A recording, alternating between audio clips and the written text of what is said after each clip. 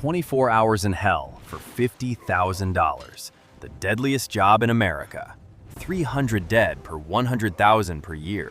That is 80 times more than an average worker. Welcome to the Bering Sea. You were not born a fisherman. You were born a loser. You are 22. Behind you are debts from a college you dropped out of, a broken pickup truck, an ex who took the dog. Ahead of you is a flyer in a Seattle bar. Deckhands needed, crab season, Alaska, no experience, cash. You call the number. A rough voice on the other end says, "Can you stay awake for 2 days straight? Fly to Dutch Harbor, ticket is on you." Dutch Harbor, the Aleutian Islands, 800 miles southwest of Anchorage, population 4,000 in winter, the #1 fishing port in America. It smells of diesel, salt, and money. A small plane flies you in through fog and wind. The runway is so short that pilots joke if you miss it, the next stop is Russia. You step onto the concrete. The wind knocks you off your feet. Horizontal rain hammers your face. Welcome to the edge of the earth. You find your trawler, a steel box 40 meters long. The paint is peeling. Rust creeps along the hull. On deck, there is a stack of steel traps, crab pots. Each one weighs between 600 and 800 pounds. On board, it is a steel frame wrapped in nylon mesh. The captain is a bearded Norwegian, 3rd generation. His grandfather caught crab, his father caught crab, and he catches crab. His handshake is like a vice. He looks at you and says, "You are a greenhorn, a rookie. If you do not die or cry within 24 hours, maybe you will be worth something." The crew is 5 men. They all look at you like a dead man walking. Statistics are on their side. 8 out of 10 greenhorns do not make it to the end of their first season. Not because they die, because they quit. Your bunk is in the hull, the size of a coffin. It smells of diesel and fish. The mattress is thinner than a pancake. You put your things down and climb up to the deck. The briefing takes 3 minutes. The captain holds up an orange survival suit. Put it on in under a minute or die. The water here is 2 degrees Celsius. You have 90 seconds before you lose consciousness. 2 minutes before your heart stops. October, king crab season. The engine roars. You leave the harbor and head into the Bering Sea. The first 30 minutes are fine. Then it begins. Waves the height of a 3-story building, 40 feet. The trawler climbs the crest and plunges into the abyss. Impact. Everything not bolted down flies across the cabin. You feel sick. You vomit into a bucket. Then you miss the bucket. Then there is nothing left to vomit, but your body keeps trying. Seasickness is not weakness. It is physics. Your inner ear tells your brain, "We are falling." Your eyes say, "We are standing still." Your brain decides, "We have been poisoned," and triggers vomiting. Wind at 60 knots. That is 70 miles per hour. Hurricane force. A wave crashes over the rail. Salt water at -2 degrees Celsius burns your face like boiling water in reverse. The spray freezes instantly. The railings are coated in a crust of ice. The deck becomes a skating rink. Every step is a fight for balance. The captain screams from the wheelhouse, "All hands on deck! Break the ice!" Ice is the #1 killer. It builds up on the superstructure, on the winches, on the pots. The vessel gets heavier on top. The center of gravity creeps upward. If you do not knock the ice off, the trawler will capsize. You grab a sledgehammer. 3 hours. You smash ice off the railings, winches, and deck. Your hands go numb within 20 minutes, even in gloves. Your fingers stop bending. You swing the sledgehammer against metal, and the vibration travels through your bones up to your shoulders. Chunks of ice shatter like glass. One piece hits you in the face. Blood on your lip freezes instantly. You do not notice. No time. In 2017, the trawler Destination capsized exactly like this. Ice. 6 people died. 2 bodies were never found. The Bering Sea does not give back its dead. The workday begins. The hydraulic winch pulls the line. At the end of the line is a buoy. Behind the buoy is a pot from the sea floor. Depth ranges from 100 to 600 feet. The pot rises. A steel cage covered in seaweed and starfish. The block on the crane swings. 800 pounds of steel swaying above your head like a pendulum of death. One clumsy move by the winch operator, one gust of wind, and that thing slams you into the deck. Broken ribs, crushed pelvis, ruptured spleen. If you were lucky. If you were not lucky, instant death. The pot lands on deck with a crash. You open the gate. Inside are king crabs. Red, the size of a car tire. Leg span up to 5 feet. The shell is covered in spines. The claws crush with a force of up to 45 pounds. If a crab grabs your finger, the finger stays in the claw. You grab the crabs and throw them into the sorting tank. Males larger than 6.5 inches across the shell go into the hold. Females and undersized ones go overboard. That is the law. Break it and you face a fine you will never recover from. Over the season, you will sort thousands of crabs with bare hands in wet gloves. Your fingers are covered in cuts from shell spines. The cuts never heal. Salt water eats into every wound. By the end of the season, your hands look like you shoved them into a meat grinder. The pot is empty? Bad luck. Bait it up with fresh herring or cod. You crack open frozen fish and stuff the bait container inside the pot. The smell is like a fish morgue. Bait is ready. The pot goes overboard. The line hisses out. If your foot gets caught in a loop of the line, you will be dragged to the bottom in 3 seconds. Nobody will react in time. You become a weight at the end of a rope. The rhythm of hell. Pull the pot. Sort the crab. Bait it. Drop the pot. Repeats. 200, 300 times per shift. A shift lasts 18 to 30 hours without a break. Captains push their crews to the limit. You have a quota, a set weight of crab you must catch. The season lasts 2 to 4 weeks. Every hour counts. Sleep is a luxury. 4 hours a day if you are lucky. You fall asleep in wet clothes on your bunk because there is nowhere and no time to dry them. The alarm clock is a fist pounding on the cabin door. Get up, greenhorn! Pots are waiting! You did not wake up. You just stopped sleeping. Your eyes are open, but your brain runs at 10%. Fatigue on a crab trawler is not just discomfort. It is killer number 3 after drowning and vessel capsizing. A tired man does not see the swinging block. A tired man steps into a loop of line. A tired man slips on an icy deck and goes overboard. Between 2000 and 2014, 210 fishermen fell overboard and drowned across America. Not a single one of them was wearing a life jacket. The temperature drops, -5 degrees Fahrenheit in the air. With wind chill, it feels like -30. Your gear consists of a waterproof suit over thermal layers, rubber extra tough boots, the unofficial footwear of Alaska, gloves, and a hood. Sounds warm. In reality, it is useless. Within an hour of working, you are soaked through. Sweat from inside, sea from outside. Wet clothing pulls heat from your body 25 times faster than dry air. Your hands lose all feeling. You cannot feel the line in your palms.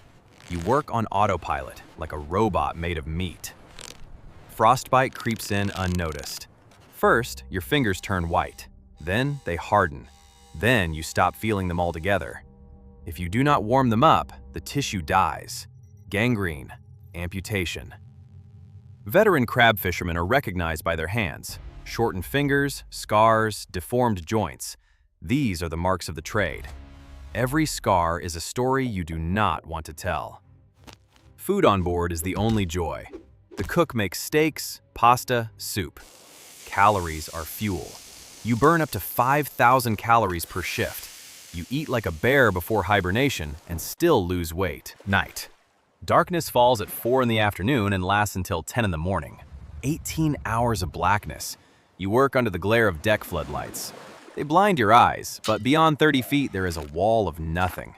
The Bering Sea at night is outer space. Except instead of vacuum, there is freezing water. You cannot see the waves. You feel them. The deck drops out from under your feet. The trawler rolls to a 40-degree angle. You grab the railing.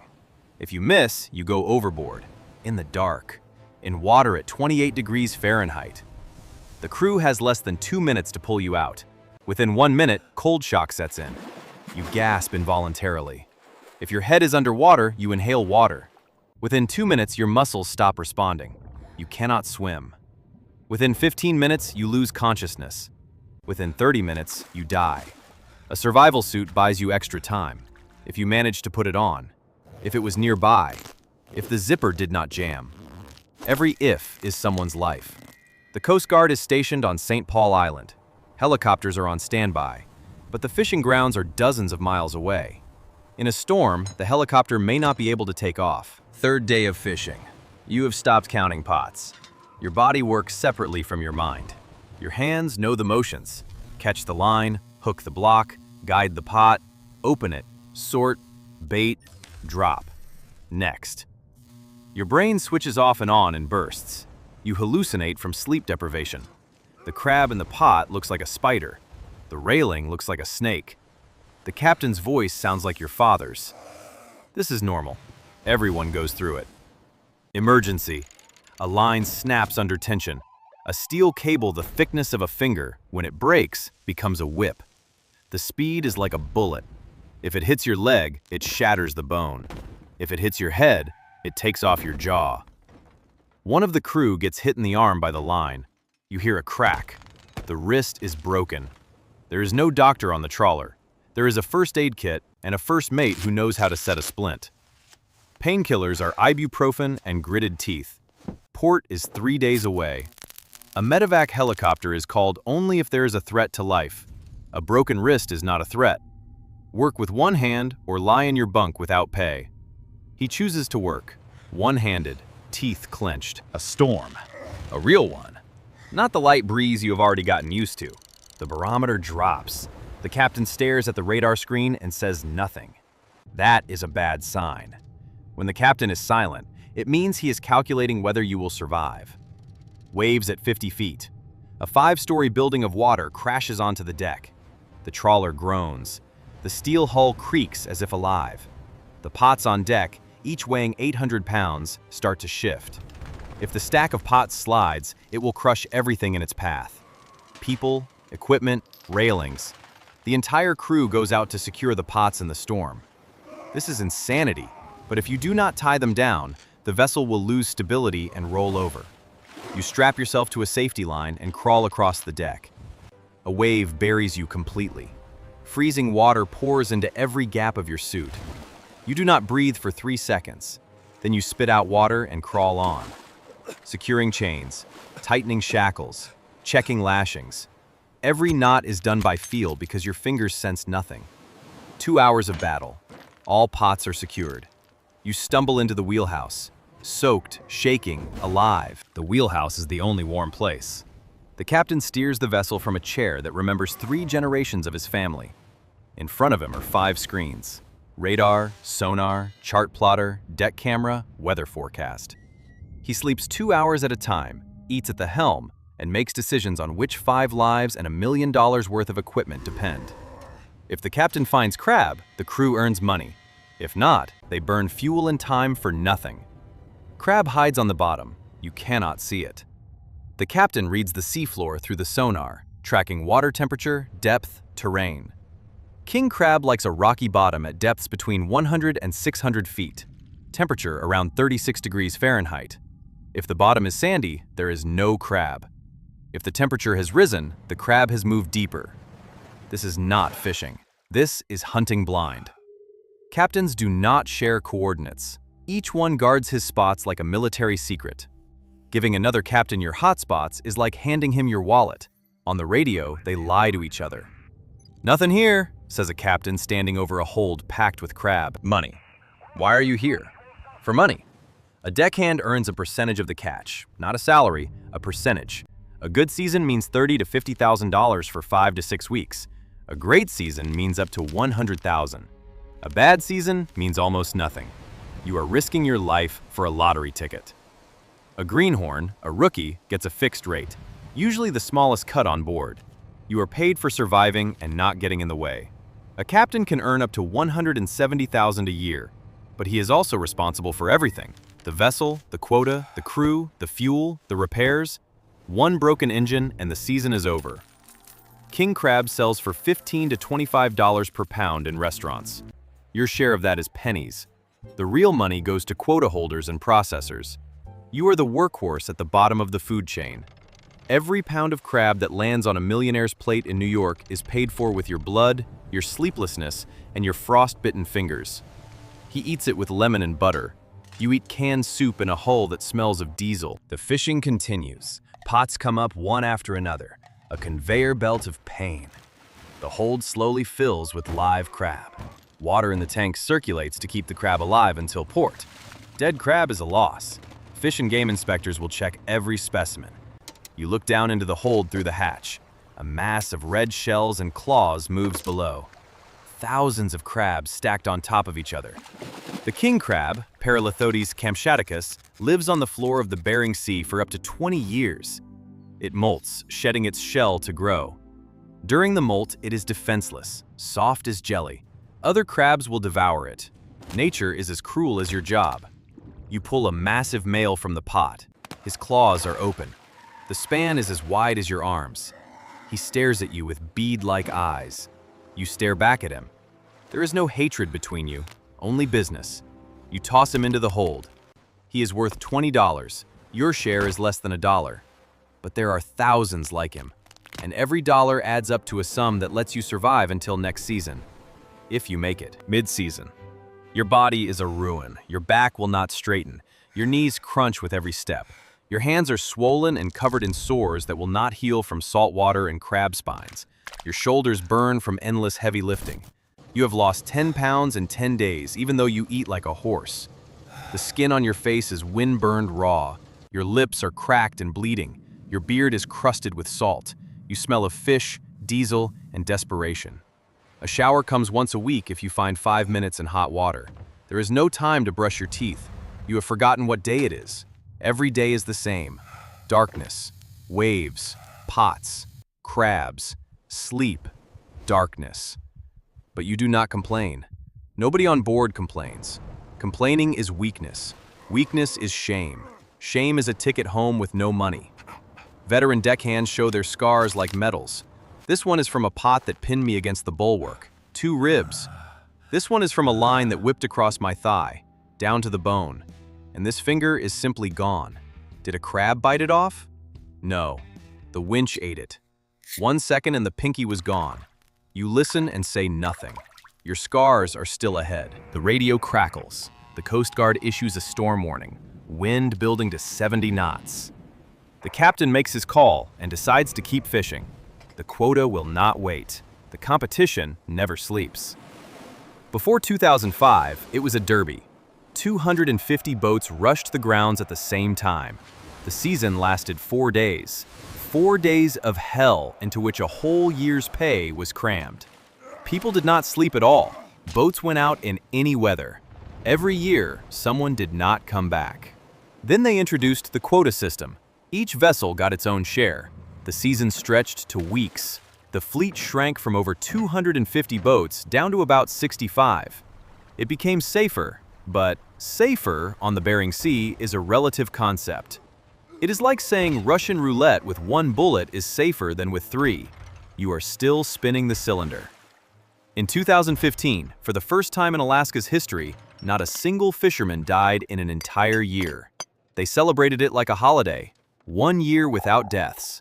Imagine a profession where that is a celebration. The Bering Sea is changing, and that is bad. In 2018 and 2019, an underwater heat wave rolled across the bottom. The temperature rose by several degrees. For crab, that is a catastrophe. Snow crab is a cold water species. Its metabolism accelerates with heat. It starts consuming more food, but there is not enough to go around. 47 billion crabs disappeared. They did not migrate, they died. The largest mass die-off of marine creatures ever recorded. The fishery collapsed. In October 2022, for the first time in history, they canceled the snow crab season entirely. Shut it down. 0 quota. The king crab season had been closed a year earlier. For towns like St. Paul that survive on nothing but crab, it was a gut punch. The Trident processing plant, the largest in North America, went silent. Workers left. The money dried up. a town where the sound of crab trawler engines meant paychecks sank into silence. Silence on the Bering Sea is scarier than any storm, but you are here. The season is open again. Quotas are slashed, but the crab is back. The young ones have grown. Science says cautious optimism. The captain says stop talking and pull pots. The final days of fishing. The hold is nearly full. The quota is nearly met. The crew works on autopilot, glassy eyes, mechanical movements. But inside, there is a strange feeling.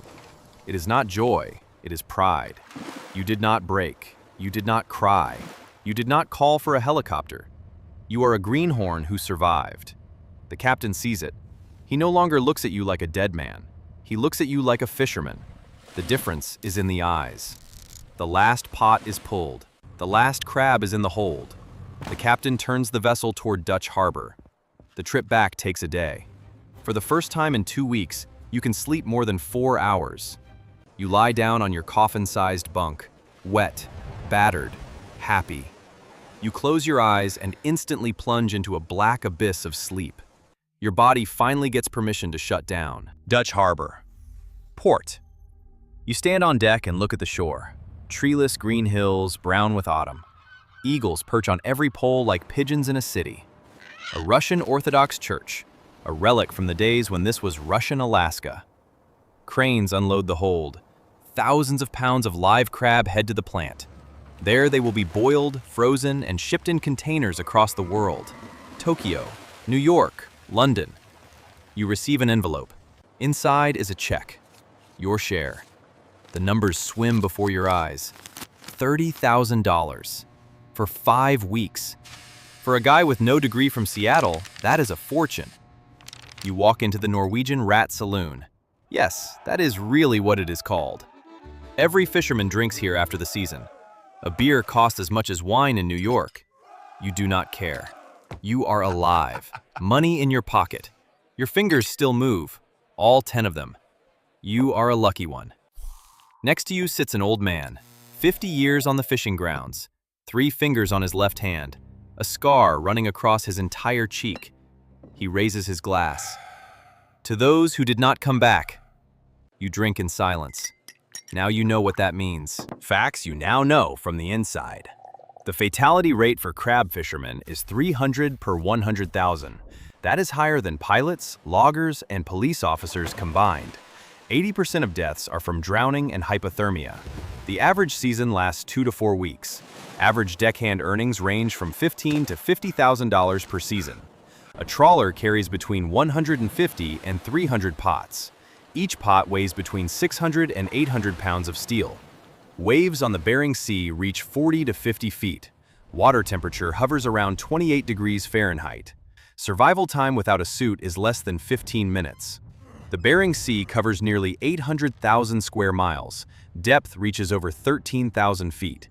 In winter, a third of it is covered in ice. This is not an ocean. This is a washing machine for human lives, and people return here every October. Voluntarily, for the money, for the adrenaline, for something you cannot buy and cannot explain to anyone who has never stood on an icy deck at 3 in the morning with a pot swinging above their head. You will come back. You know it. In a year, you will board a plane to Dutch Harbor again. You will put on the suit again. You will head out into the Bering Sea again. Because on shore, you cannot sleep. You dream of the deck. You dream of the roar of the winch. You dream of the smell of bait and the salt wind. Normal life feels quiet to the point of ringing in your ears. An office? After the Bering Sea, it is a cage. One old fisherman said, "The love of it is stronger than the fear of it. It gets inside you. It is all-consuming." He was right. You paid in blood for the right to call yourself a crab fisherman, and you will never give that up. When you eat crab in a restaurant, remember, every claw on your plate is someone's sleepless night on an icy deck, someone's frostbitten hand, someone's fear swallowed down hard when a wave buries the deck. That is not food. That is the price someone paid for you. You are a Bering Sea crab fisherman, and that is your entire life.